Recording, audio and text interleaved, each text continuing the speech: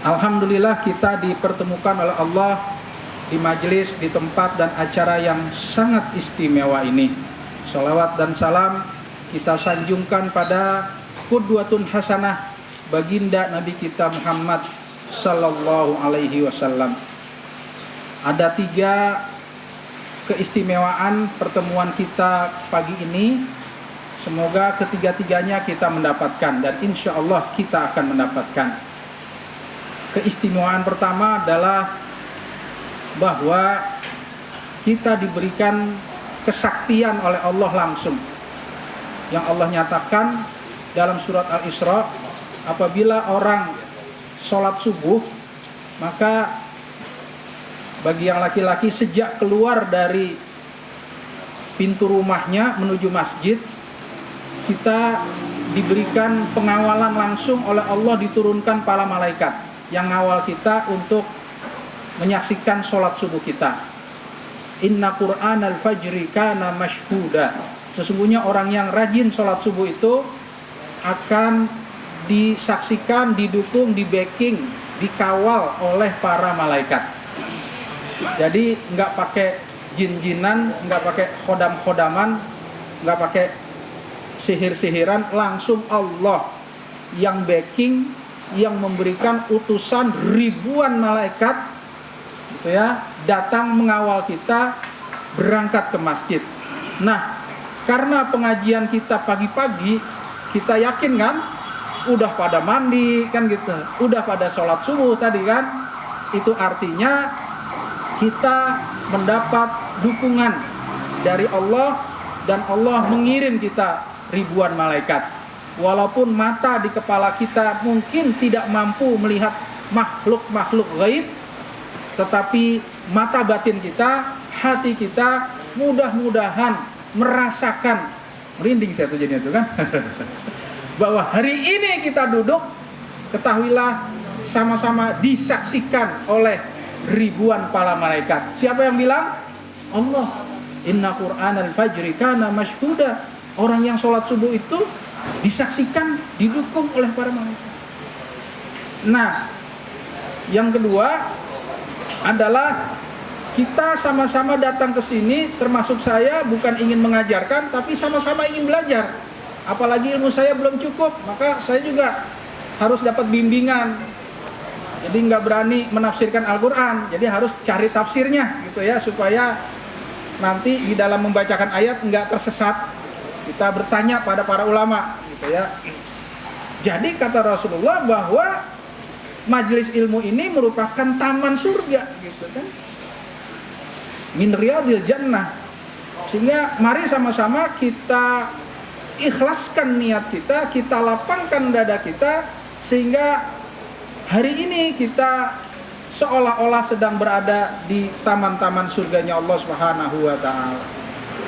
Dan yang ketiga, terutama saya ini yang ketiga ya, dengan segala kerendahan hati mohon maaf, yang paling berharga buat saya tidak ternilai yaitu silaturahim gitu ya. Silah artinya hubungan, tali atau ikatan, rahim artinya kasih sayang. Silaturahim artinya hubungan kasih sayang, ikatan kasih sayang, tali kasih.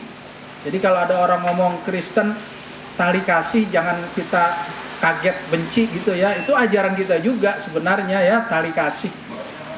Kalau diterjemahkan tali kasih itu apa? Silaturahim. Gitu ya. Ikatan kasih sayang. Yang paling tinggi ikatan kasih sayang seseorang itu namanya al-ithar. Mendahulukan kepentingan orang lain daripada kepentingan dirinya sendiri. Yang paling rendah silaturahim itu adalah husnudzan, berbaik sangka, salamatus sodr, lapang dada gitu ya. Adamul ghil, nggak ada perasaan kurang sreg. Rabbana ighfir lana wa li ikhwaninal ladzina sabaquna bil iman wa la taj'al fi qulubina ghillal lil ladzina amanu ghil ya. Ya Allah, ampuni dosa kami, ampuni dosa-dosa orang-orang terdahulu sebelum kami, Dan jangan engkau jadikan di antara hati kami perasaan kurang sreg. Gue sih kagak marah sama dia, cuma kurang sreg aja. Nggak boleh tuh. Ini ada doanya buktinya kan. Jangan engkau jadikan di antara hati kami perasaan ghil. Jadi ghil itu adiknya hasad. Hasad itu adiknya ghodob. Ghodob ini marah udah kelihatan langsung. Marah-marah. Adiknya namanya hasad, dengki. Nggak kelihatan di hati. Nah, adiknya lagi namanya ghil. Gitu ya. Nggak marah, nggak dengki, kurang serg aja, nggak mau lama-lama ketemu misalnya kan, melengos misalnya. Nah, itu nggak boleh ya.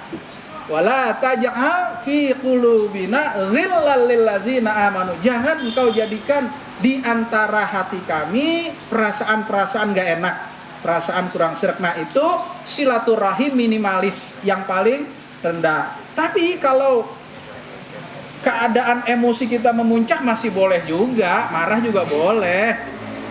Ya, Rasulullah juga tahu kita makhluk sosial, makhluk psikologis gitu. Tapi ada batasnya. Berapa hari boleh marah? 3 hari. Iya betul, 3 hari. Karena Allah tahu kita juga punya emosi. Masa orang nggak boleh emosi? Siapa tahu ada yang ngipas-ngipas gitu kan, ngebangkit emosi. Lah boleh emosi, tapi 3 hari aja gitu ya. Setelah itu kita lapang dada lagi, ya saling menjalin hubungan cinta kasih. Nah, yang ketiga inilah Bapak Ibu sebenarnya nilai yang paling berharga untuk saya. Jadi kalau dikatakan keinginan, saya mah kalau ngomong kemana-mana tolonglah undang saya, jangan suruh ngajar gitu. Saya pengen hadir aja gitu, duduk gitu, sebagai peserta. Tapi karena ini memang hari Sabtu kedudukannya, HRN, Hari Rebutan Nasional gitu ya. Jadi rata-rata apa-apa mintanya hari Sabtu, hari Minggu juga sama kan, pada pernikahan lah, apa segala macam. Maka keinginan saya kepingin hadir di pertemuan-pertemuan berikutnya. Kalau sempat betul-betul saya akan hadir sebagai peserta aja lah, nggak usah ikut-ikutan ngaji begini, gak apa ngajar gitu ya, pengen ngedengerin aja gitu ya. Tapi kalau nggak sempat, mohon dimaaf karena memang hari Sabtu sama-sama kita tahu ya, Hari Rebutan Nasional. Semua rata-rata hari Sabtu, karena orang pada kerja gitu ya, jadi senengnya di hari Sabtu, hari Minggu nggak bisa disalahin juga, akhirnya rebutan. Nah, itulah sebagai pembuka Bapak Ibu yang saya hormati, hari ini kita mencoba momentumnya 2 hari yang lalu, tepatnya tanggal 27 Rajab, sekarang sudah tanggal 29. Ada peristiwa besar, peristiwa yang diabadikan oleh Allah. Banyak sejarah Nabi yang tidak ditulis dalam Al-Quran, ada kan? Ya, tapi di antara peristiwa yang ditulis oleh Allah dalam Al-Quran adalah peristiwa Isra Mi'raj. Ada peristiwa Badar, ada peristiwa Uhud. Nah, itu juga di antara yang diabadikan. Lah, sekarang salah satu peristiwa yang ditulis oleh Allah dalam Al-Quran adalah peristiwa Isra dan Mi'raj. Itu artinya peristiwa ini memang sangat penting. Makanya temanya kalau saya dikasih kesempatan di mana-mana, saya kasih judul menyelami lautan hikmah. Peristiwa Isra dan Mi'raj. Lautan kenapa? Nggak habis-habis gitu. Nah, hari ini juga kita paling 1/10 kita bahas gitu ya. Nah, supaya pembicaraan saya nggak ngelantur, maka saya memakai panduan. Masih sama-sama terbatas ilmunya, masih sama-sama belajar. Saya memakai panduan kitab tafsir Jalalain. Nah, ini kalau yang mau tahu, ini kitab tafsir Jalalain. Ini versi cetakan barunya, tapi sama-sama masih kuning. Ya, kitab kuning itu kan jumlahnya bisa jutaan. Salah satunya tafsir Jalalain gitu ya. Kenapa sih disebut kitab kuning? Karena memang warnanya kali ya kuning gitu ya. Nah, saya berpesan kepada yang masih muda-muda, mumpung mata Anda masih normal, maka rajin-rajinlah belajar. Karena tulisannya kecil-kecil banget. Saya aja udah mulai nggak bisa. Kalau begini udah nggak bisa. Halus-halus tulisannya, gitu ya. Jadi harus pakai kacamata. Itu pun harus ngerembet. Ya, kita mulai saja. saya mengajak kita untuk membacakan Ummul Kitab surat Fatihah. Yang pertama kita tujukan kepada dua ulama besar, disebut Jalalain. Kenapa disebut Jalalain? Karena kitab ini ditulis, dikarang oleh dua ulama besar yang nama depannya sama. Pertama Jalaluddin Muhammad bin Ahmad Al-Mahalli, yang kedua Jalaluddin Abdurrahman bin Abu Bakar. Namanya sama, Jalaluddin Jalal. Nah, karena dua nama Jalal maka disebut Jalalain. Dua Jalal gitu. Jalalain itu musanna, ya. Dua Jalal disebut Jalalain. Ya. Kenapa disebut tafsir Jalalain? Karena ditulis oleh dua ulama besar yang ujung depannya sama, Jalaluddin namanya. Maka tafsirnya disebut Jalalain, tafsir yang ditulis oleh dua ulama yang namanya Jalal. Ya. Yang pertama kita berwasilah kepada Allah dengan membacakan surat Fatihah. Semoga dengan wasilah ini Allah memberikan derajat yang setinggi-tingginya buat penulis ini yang sudah berjasa pada seluruh umat manusia untuk menuntun kita ke jalan yang benar. Yang kedua, kita tujukan, kita niatkan surat Fatihah ini untuk kita bisa mengambil barokah. Ya, wasilah itu boleh kalau dari amal soleh kita. Kan baca Fatihah amal soleh, gitu ya. Jadi wasilah itu sarana kita untuk bermohon kepada Allah, mengambil barokah agar ilmu yang kita akan dapat bisa bermanfaat. Ciri-ciri ilmu yang bisa bermanfaat bisa kita amalkan. Dan yang ketiga juga kita kepingin amal soleh kita juga bisa Allah bagikan ke para pendahulu kita, orang tua kita, agar mereka juga mendapatkan kiriman doa kita, pahala yang sudah kita ingin berikan kepada mereka disampaikan oleh Allah Subhanahu wa taala. Ala hazihin niyah. Al-Fatihah. A'udzubillahi minasyaitonir rajim. Bismillahirrahmanirrahim. Alhamdulillahirabbil alamin arrahmanir rahim maliki yaumiddin. Iyyaka na'budu wa iyyaka nasta'in. Ihdinas siratal mustaqim. Siratal ladzina an'amta 'alaihim ghairil maghdubi 'alaihim waladdallin. Amin. Baik, kita mulai. Bismillahirrahmanirrahim. Tadi ayatnya sudah saya baca. Subhanalladzi asra bi 'abdihi lailam. Sering dibaca gunnah tapi nggak boleh dipendekin, harus panjang ya. Ditahan dan dengung. Lailam minal, Mas, nggak boleh lailam minal, kan? Karena ada tanwin ketemu mim. Jadi gunnah. Lailam minal masjidil harami ilal masjidil aqsa alladzi barakna haulahu linuriyahu min ayatina innahu. Jadi kalau nun syiddah juga ditahan dengung. Qul a'udzu birabbin nas. Ya harus sabar baca Quran itu ya, nggak boleh terburu-buru karena di situ ada nun syiddah. Malikin nas, ilahin nas. Kenapa? Nunnya syiddah. Ya, jangan ditabrak. Qul a'udzu birabbin nas. Salah banget gitu ya. Nah, sama ya. Innahu huwas samiul basir. Baik, kita mulai dari subhana. Ditafsirkan oleh penulis ini tanzih. Artinya Allah yang menyucikan dirinya. Jadi legalitas, kita kepengen ijazah misalnya kan, atau kepengen sertifikat, pasti kan kita kepengen sertifikat itu diberikan oleh yang lebih tinggi dari kita kan. Masa dikasih sertifikat sama anak TK misalnya kan, nggak enak kan gitu ya. Persoalannya Allah nggak ada lagi yang lebih tinggi. Siapa lagi yang lebih tinggi dari Allah? Kagak ada gitu. Jadi subhanallah, maha suci Allah. Allah memproklamirkan dirinya, Allah memberikan sertifikasi dirinya, Allah memberikan katakanlah proklamasi pada dirinya. Tanzih, artinya Allah yang menyucikan dirinya, hak Allah. Gak mungkin Allah minta kepada yang lain. Kalau kepada yang lain berarti ke bawahan dong. Ya.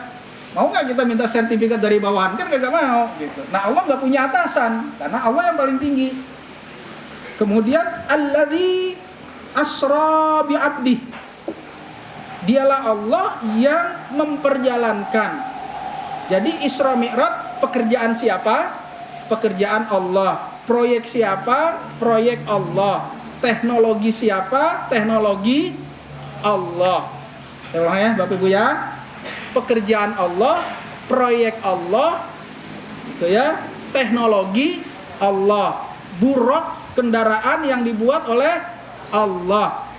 Jadi kalau ada yang nanya begini, nanti nafasnya Nabi Muhammad gimana ya? Di atas kan hampa udara, kan nggak bisa napas. Jawaban kita apa? Nanyanya salah. Nafas itu pekerjaan manusia. Isra Mi'raj pekerjaan jaka sembung naik ojek. Ngerti ya? Jaka sembung naik ojek. Jangan ditanya nafasnya. Kan Allah lagi cerita pekerjaan dirinya. Allah yang bekerja, Allah yang punya proyek, Allah yang punya kendaraan. Teknologinya teknologi Allah. Suatu ketika saya ke Kalimantan, ngelihat ada rambutan yang aneh-aneh, panjang-panjang tuh kan, di Banjarmasin. Wah, beli dah tuh. Naik pesawat, dah semutnya ngikut. Masih nempel tuh di rambutan semutnya. Naik pesawat sampai ke Depok. Sampai di Depok, semutnya turun. Ketemu sama semut yang di Depok. Semut Kalimantan ketemu dengan semut Depok. Kata semut Kalimantan, 2 jam yang lalu saya baru dari Kalimantan. Apa kata semut Depok? Gila loh kan gitu ya. Mana mungkin semut 2 jam. Pakai pesawat apapun gak bakal bisa kalau pesawatnya semut. Ngerti gak ya? Nanda ya? Kenapa dibilang gila? Karena yang dipikirin semut di Depok, pesawatnya semut, kendaraannya semut. Gak mungkin 2 jam semut dari Kalimantan bisa sampai ke Depok hanya 2 jam. Pakai pesawat apa? Kagak masuk akal. Akalnya semut gitu. Padahal yang lagi diceritakan oleh semut Kalimantan, dia naik pesawatnya manusia, bukan pesawatnya semut gitu. Jadi kalau ditanya bagaimana nafasnya Nabi, kita jawab asra. Udah cukup. Allah yang memperjalankan, Allah yang berbuat, Allah yang punya proyek, Allah yang punya kendaraan, Allah yang punya teknologi, Allah yang mengatur nafasnya Nabi Muhammad. Jangan ditanya nanti nafasnya bagaimana, itu pekerjaan manusia nafas itu. Ini Allah lagi cerita dirinya. Maha suci Allah yang telah memperjalankan. Allah yang memperjalankan. Bagi orang yang beriman mah kagak berat. Ya, jadi orang yang nggak percaya dengan Isra Mi'raj itu mah orang yang sakit aja hatinya gitu ya. Oke ya. Bi abadihi. Nah, ini maf'ulun bih ai Muhammad sallallahu alaihi wasallam. Artinya bi abdihi itu tafsirnya Nabi Muhammad. Jadi Nabi Muhammad ini kedudukannya sebagai maf'ulun bih, sebagai maf'ul, artinya objek penderita. Bukan pelaku, bukan yang punya proyek, bukan yang punya pekerjaan. Nabi Muhammad posisinya sebagai maf'ulun bih, objek penderita saja, ya, objek dari pekerjaan Allah, bukan yang punya proyek. Sekali lagi, buruknya juga baru dilihat sama Nabi kayak gitu. Lebih gede dari keledai kata Nabi kan, lebih kecil dari kuda. Lebih kecil dari kuda, lebih gede dari keledai. Nah, ini hadisnya sahih Bukhari Muslim tentang buruk. Lailan. Nah, lailan itu di sini disebutkan nasab ala zarfi. Dia dinasabkan, artinya dinasabkan tuh di baris fathakan atau pengganti dari baris fathah. Kalau lailum itu marfu namanya. Kalau lailin itu jar namanya, jar atau khafat. Ya, khafat. Kalau khafat ini ulama Kufah, kalau jar ulama Basrah. jar sama harfu jarrin sama harfu khafdin itu sama eta kene. Nyebutnya yang satu ulama Basra, yang satu ulama Kufah. Jadi tidak disebut lailin, tidak disebut lailun gitu. Tapi lailan, kenapa? Zorof katanya. Apa itu zorof? Menceritakan keadaannya pada waktu malam hari. Zorof itu artinya keadaannya, ya. Wal Isra sirul laili, dan Isra itu artinya perjalanan malam. Jadi Isra itu artinya perjalanan malam. Wa faidatu dzikrihi al isyarah bitankirihi ila taklil muddati. Dan manfaat dari menyebut kata lailan dengan menggunakan nakiroh ditankiri. Nakiroh itu susah banget ya diterjemahkan, umum lah gitu kira-kira ya. Lawannya makrifat gitu. Kalau bahasa Inggris, kalau makrifat itu pakai the books. Nah, kalau nakiroh nggak pakai the books gitu. Kira-kira gitu ya. Nah, itu nakiroh namanya. Apa gunanya Allah menyebutkan lailan tanpa alif lam? Ya, dengan nakiroh, gunanya katanya ila taklilil muddati. Gunanya bahwa lailan ini disebut dengan nakiroh karena sangat singkat waktunya. Hanya dengan semalam bisa kemana-mana, bisa 7 lapis langit, segala macam kan gitu. Nggak masuk akal kalau kita mah semalaman gitu udah kemana-mana. Minal masjidil haram ay Makkah. Tadi disebut masjidil haram artinya Mekah. Ilal masjidil aqsa, kepada masjidil aqsa. Apa arti masjidil aqsa? Baitul muqaddas, rumah yang disucikan, ya. Jadi kalau ada bilang Baitul Muqaddas itu Masjidil Aqsa. Mungkin ada yang belum paham ya. Masjidil Aqsa itu ada namanya kawasan Asy-Syarif Al-Haram Asy-Syarif, ya. Jadi ada kawasan di sekitar perbatasan antara Yerusalem Timur dan Yerusalem Barat, kompleks gitu ya, yang menjadi rebutan 3 agama. Semua mengakui tempat suci. Ada 1 tembok ratapan, ada 2 gereja, ada 4 masjid. Jadi Masjidil Aqsa itu ada 4 Pak masjid di kawasan itu. Khusus untuk kawasan Muslim itu ada 14,5 hektar. Di situ ada 4 masjid.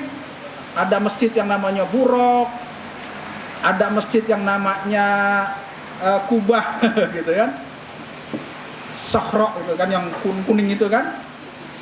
Ada yang masjid Aqsa-nya yang tempat Nabi bermi'raj gitu kan. Bahkan ada halaman tempat naro buruknya ada di situ. Jadi Masjidil Aqsa itu keseluruhan kompleksnya itu ada 14,5 hektar yang terdiri dari 4 masjid. Nah, tapi semua tempat itu muqaddas. Muqaddas itu di area situ. Coba kalau ini petanya gitu ya Pak ya. Petanya luar biasa. Di area 14 hektar, di sini tempat nyancang buruknya, di sini tempat mi'rajnya, di sini dom itu. Nah, di sini nih berbatasan tembok ini nih, itu tembok ratapan. Tempat ini diakui oleh 3 agama. Yahudi mengatakan itu tempat suci, orang Nasrani juga mengatakan itu tempat suci, orang Islam juga mengatakan tempat suci. Bahkan orang Islam itu dalam hadis disebutkan oleh Nabi, pembangunan nomor 2 masjid seumur sejarah. Pertama Masjidil Haram, yang kedua Masjidil Aqsa yang dibangun. Jarak waktunya antara Masjidil Haram dan Masjidil Aqsa, waktu pembangunannya 40 tahun kata Nabi.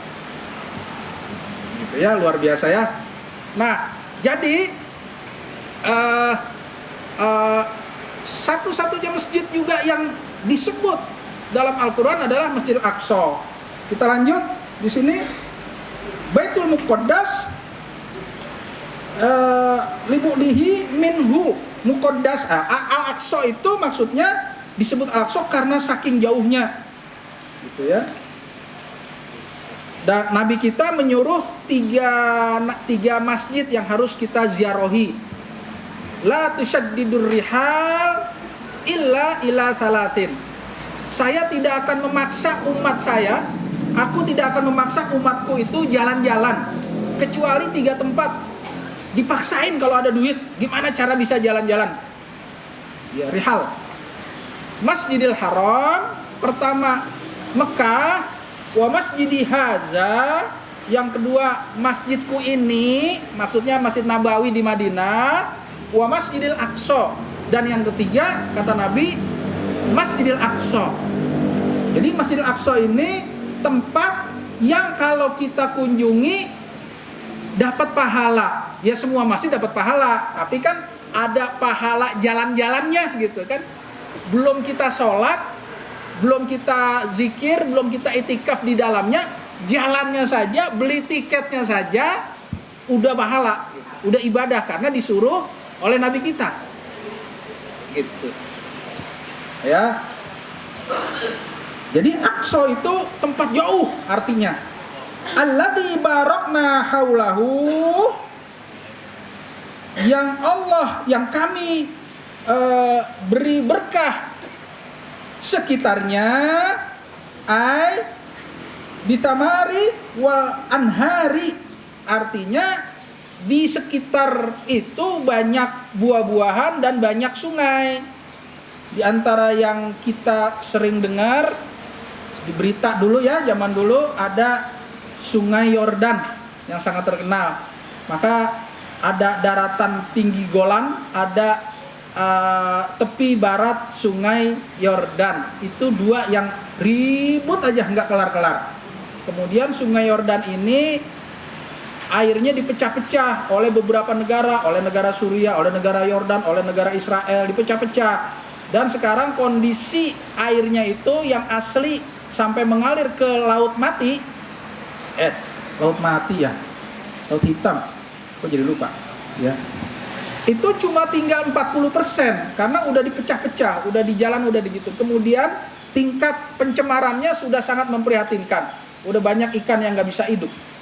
Sedih kita lihat ya. Nah, tepi barat Sungai Yordan. Kalau Masjidil Aqsa di mana? Masjidil Aqsa itu di perbatasan antara Yerusalem Timur dengan Yerusalem Barat. Ini juga rebutan terus, nggak kelar-kelar sampai sekarang. Terus itu ya. Kemudian linuriyahu min ayatina, untuk kami perlihatkan dari tanda-tanda kekuasaan kami.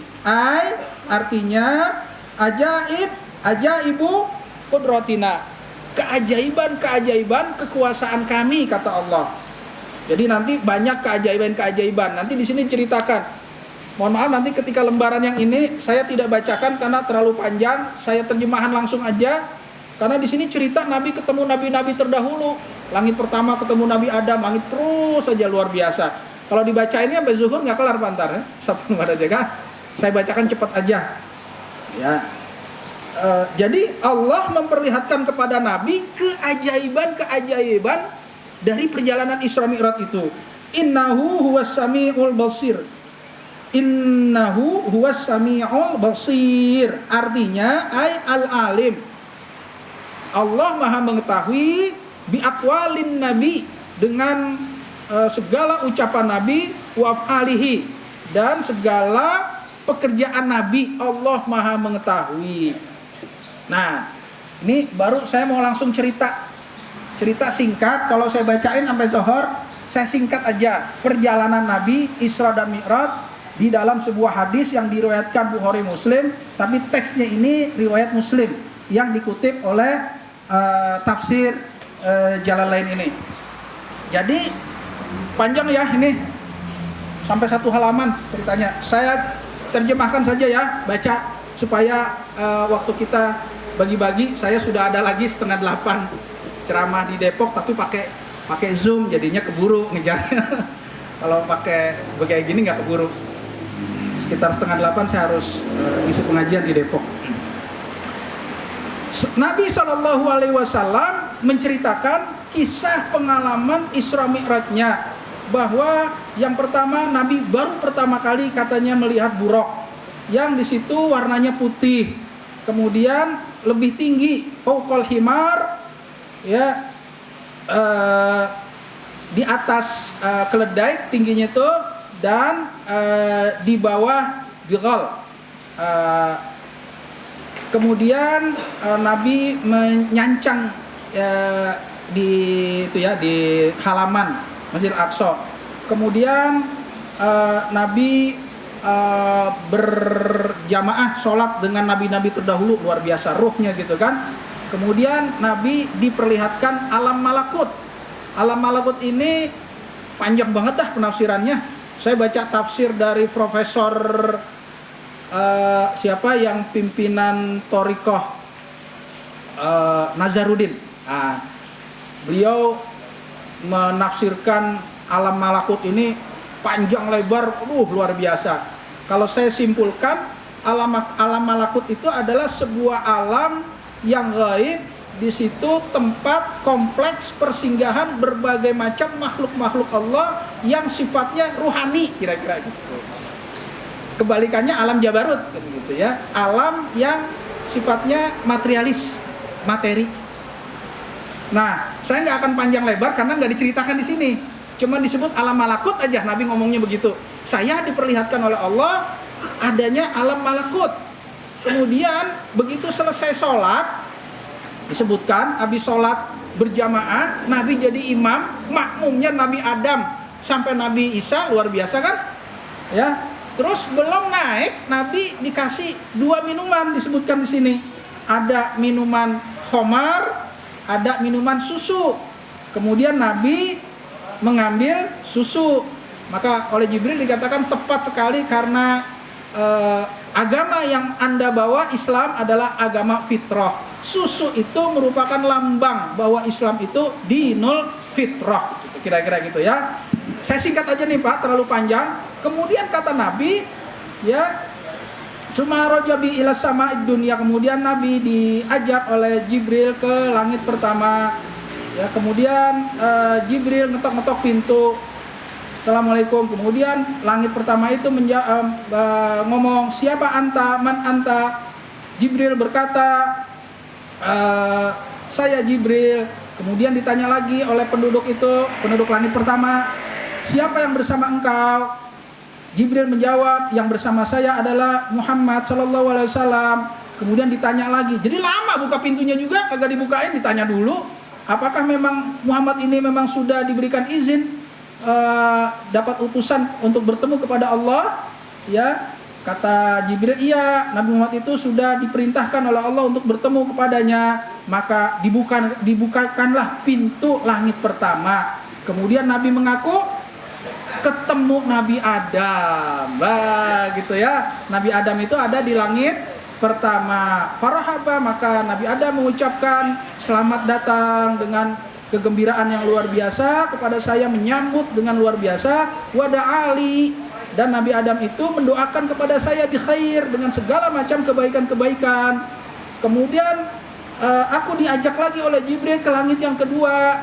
Dan sama kayak gitu, ngetok-ngetok pintu lagi, nanya lagi, siapa engkau, siapa yang bersamamu, apakah orang ini sudah diizinkan oleh Allah untuk bisa ketemu Allah?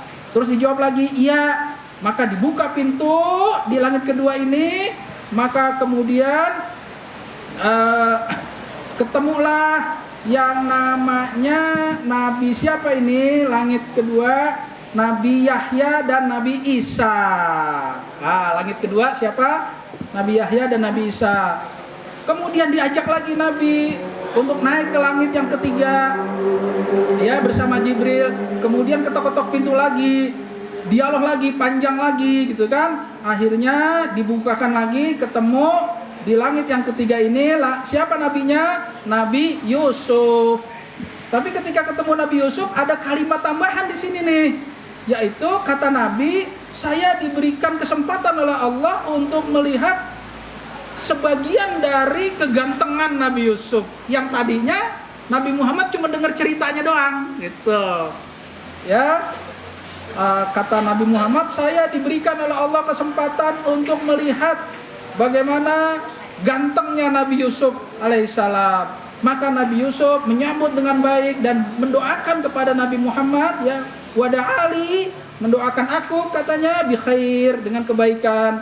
Kemudian diajak lagi Nabi Muhammad ini oleh Jibril ke langit keempat, maka ketok pintu lagi, dialog lagi, tanya jawab lagi, panjang tadi kan.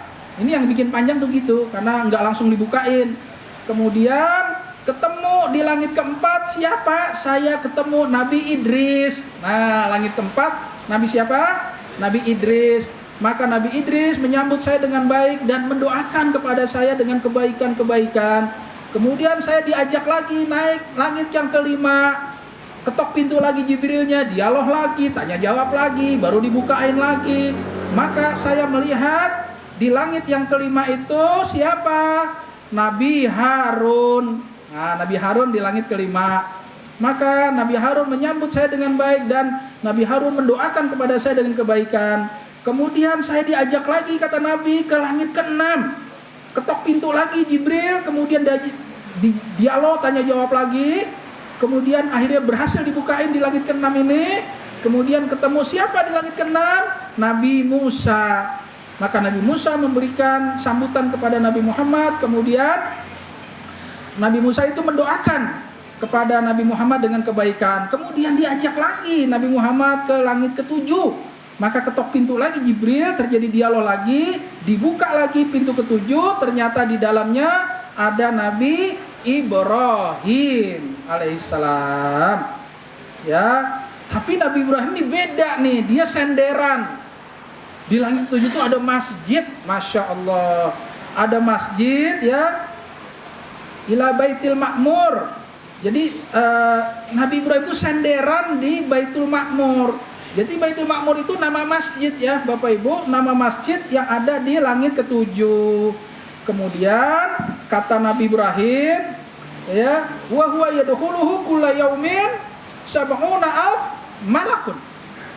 Tiap hari di Baitul Ma'mur ini dikunjungi oleh 70.000 malaikat yang ada di dalam Masjid Baitul Ma'mur tersebut.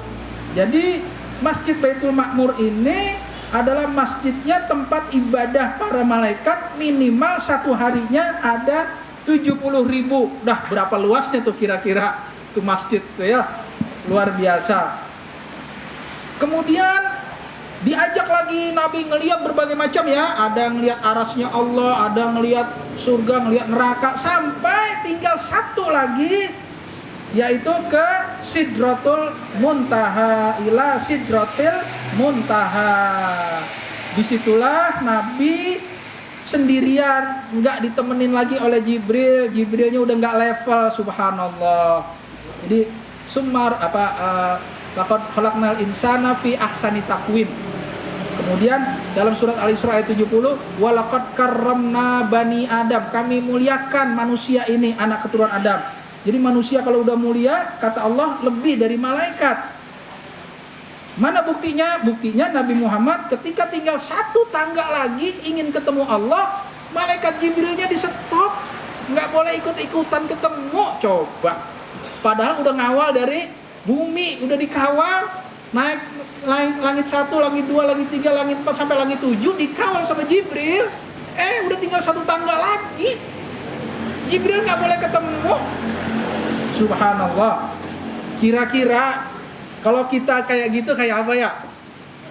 Nih, supaya kita gampang mikirinnya, saya suka contoh aja, Pak, ya. Contoh, mohon maaf nih, tanpa mengurangi penghormatan kita pada OB, tukang sapu dan sebagainya, tetap yang paling mulia di hadapan Allah yang bertakwa gitu, Pak, ya. Kalau yang dia ibadah, dia mulia di hadapan Allah. Tapi di hadapan manusia kadang dihina, ya kan? Tukang sapu dihina, OB dihina, ya. Nah, kalau di perusahaan itu atasannya banyak, ada supervisor, ada kepala bagian, kepala divisi, ada direktur, ada presiden direktur, panjang atasannya kan. Tiba-tiba nggak ada panas, nggak ada angin, nggak ada hujan, ini si OB dipanggil oleh yang paling atas. presiden direktur, nggak boleh ada orang lain. Di kamarnya, ruang kerja presiden direktur berduaan 4 mata. Terus ngomong nih presiden direktur, mulai hari ini engkau saya angkat jadi asisten saya. Loh kayak apa kira-kira? Mulai hari ini engkau saya angkat jadi tangan kanan saya. Kira-kira kayak apa tuh si OB setelah ngedenger kata-kata itu? Waduh ya. Terus bagaimana melihat mantan-mantan atasannya yang dulu? Udah di bawah sekarang kan? Kira-kira ngerti gak saya mau ngomong kemana ya? Bapak Ibu, sebelum Isra dan Mi'raj, Nabi Muhammad itu kan gak punya apa-apa, Bu. Nanti Nabi Muhammad jadi kepala negaranya kan di Madinah. Isra Mi'raj ini masih di Mekah, ya kan? Belum punya kekuasaan, belum banyak pengikut, belum punya jabatan, kagak punya kunci Ka'bah. Sementara Abu Jahal punya banyak pengikut, punya kekuasaan, megang kunci Ka'bah. Kira-kira Nabi Muhammad ngelihat Abu Jahal kayak gimana? Secara manusiawi ada rada ngeper gitu, orang Betawi ngeper bilangnya, down, inferior, shock, ngeri dikit, wajar. Karena Nabi kita belum ada apa-apanya di Mekah. Nanti di Madinah baru jadi kepala negaranya di Madinah. Jadi wajar kalau ngeper dikit. Tetapi setelah Isra dan Mi'raj, nah loh, kayak apa kira-kira Nabi turun ke bumi? Aduh, kecil banget dah Abu Jahal dah, gitu kan? Dunia kecil. Jadi Nabi disiapkan oleh Allah turun ke bumi untuk menghadapi berbagai macam godaan, bujukan, rayuan. Apakah itu harta, tahta, Toyota? Kan nggak akan mempan lagi. Digoda pakai apapun, kenapa? Udah ngelihat raja di raja, bukan ngelihat presiden, bukan ngelihat kepala bagian, bukan ngelihat direktur, tapi ngelihat pencipta, pemilik, penguasa Allah Subhanahu wa Ta'ala. Luar biasa. Jadi turun ke bumi punya mentalitas yang dahsyat, tegar, luar biasa, dipersiapkan oleh Allah agar tidak akan mempan lagi digoda oleh apapun. Gitu. Ya, orang tuh kalau udah spiritualnya tinggi, ngelihat dunia itu kayak bangkai gitu kan.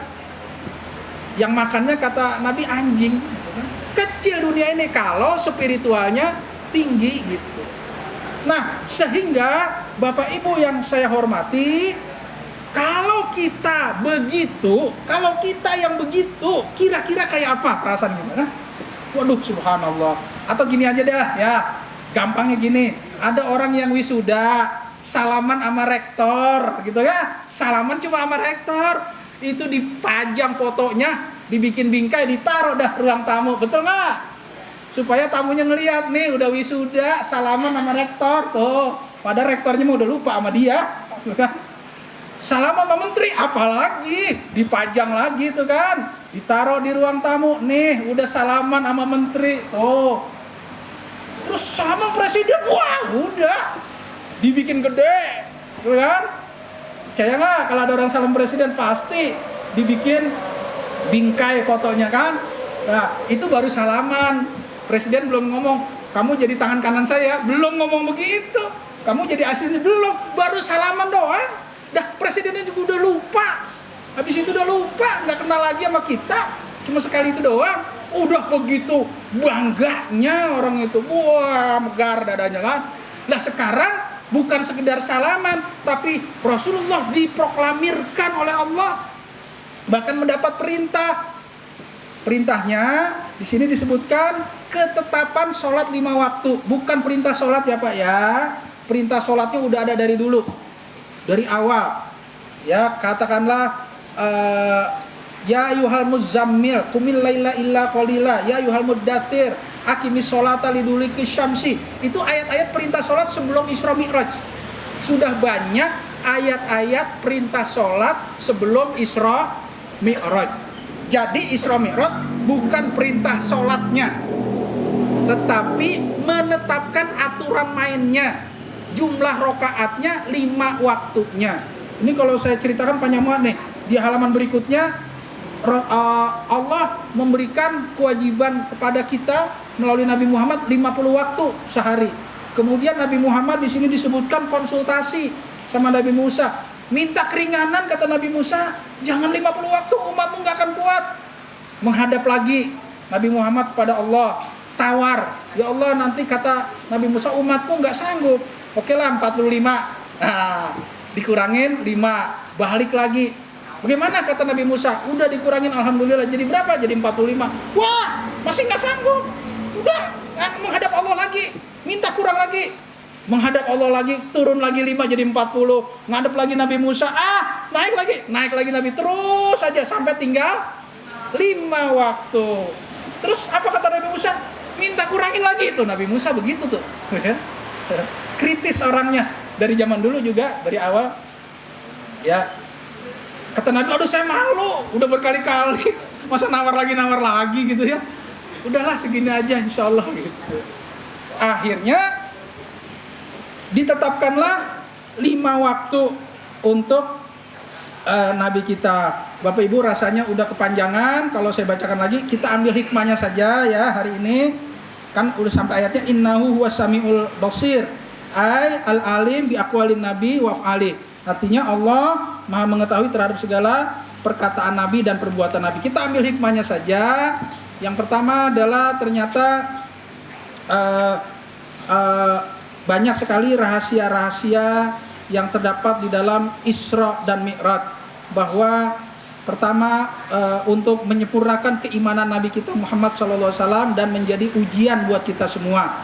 Hasiban nasu ayyutraku ayyakulu amanna wa hum la yuftanun. Apakah kamu mengira kamu akan dibiarkan begitu saja ngaku-ngaku beriman padahal kamu belum diuji?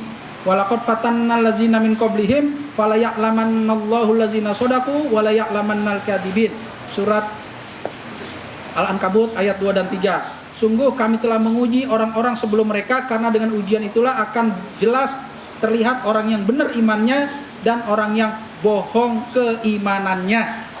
Ya, nah kita diuji nih sama Allah. Apa ujiannya? Mau nggak percaya pada barang goib? Apa barang goib? Banyak, diantaranya Isra dan Mi'raj. Setelah pulang Nabi kita banyak yang tidak percaya, terus diuji. Wahai Muhammad, kalau memang kamu betul-betul ngaku-ngaku dari Masjidil Aqsa, coba sebutkan ciri-cirinya. Maka Nabi kita menyebutkan ciri-ciri Masjidil Aqsa dengan lengkap, dengan benar. Kaget orang-orang yang hadir.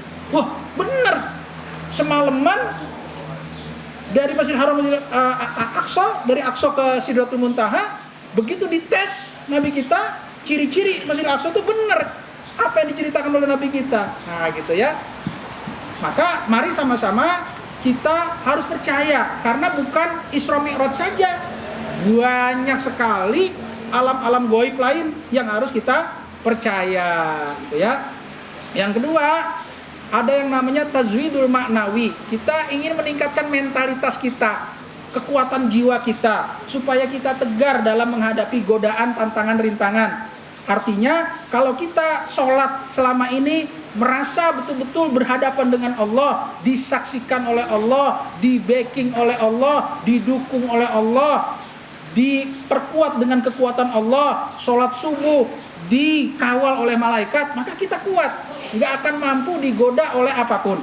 Sebagaimana Nabi kita sudah dapat dukungan dari Allah, maka turun ke bumi, ngelihat Abu Jahal, Abu Lahab kecil, ngelihat dunia kecil, gitu ya. Yang ketiga, nah ini yang agak berat ya, bisa lebih dari 100 Bapak Ibu hikmahnya. Kita ambil 5 aja dah pagi ini supaya nggak banyak-banyak tuh ya.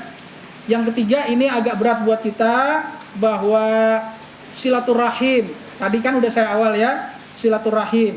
Agama Islam mengakui nabi-nabi terdahulu, mengakui nabinya orang Nasrani, Isa, mengakui nabinya orang Yahudi, Nabi Musa dan seterusnya gitu ya, Nabi Sulaiman, Nabi Daud. Tapi mereka sampai hari ini tidak mengakui Nabi kita.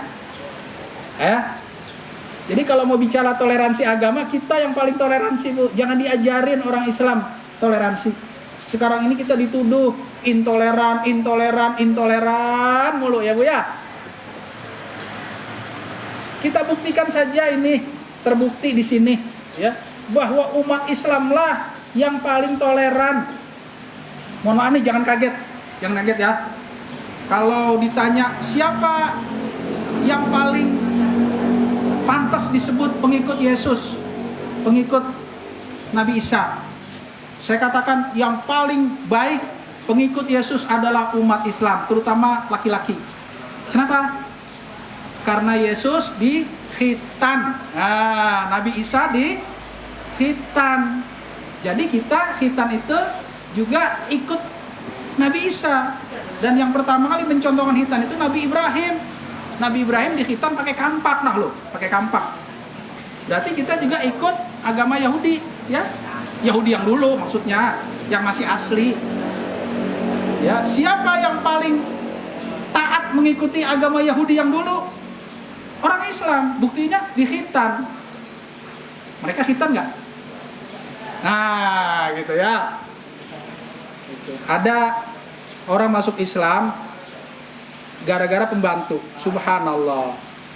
Jadi gini Bu, Bapak Ibu, pembantu ini orang Islam, kontrak setahun, nggak boleh melarikan diri, dan denda setahun. Dia nggak tahu majikannya nih agama lain, gitu ya, agama lain, suka makan babi. Akhirnya karena ini taat pembantunya ke agama, dia nggak mau dicampur piringnya, penggorengannya nggak mau. Dia beli penggorengan sendiri kecil. Dia beli piring sendiri, dipisahin, sendok sendiri, masak sendiri, dipisah, nggak boleh campur dengan daging babi. Marah majikannya, tersinggung. Apa-apaan sih agama kamu tuh? Susah. Wah, merasa terhina. Nah, pembantu ini karena nggak bisa ngejawab, dia curhat di masjid. Majikannya kayak gini. Oleh jamaah itu dikasih buku. Kasih aja majikan kamu. Di situ buku itu judulnya Haramnya Babi dalam Injil. Gitu. Ternyata daging babi juga haram. Khamr, minuman keras haram nggak? Haram. Agama Kristen haram nggak? Haram. Jadi Bapak Ibu, kalau kita mau memberantas kemungkaran, nggak usah pakai strategi, nggak usah takut sama siapa takutnya. Semua agama sama kok dalam khamr, maksudnya ya, dalam melarang khamr.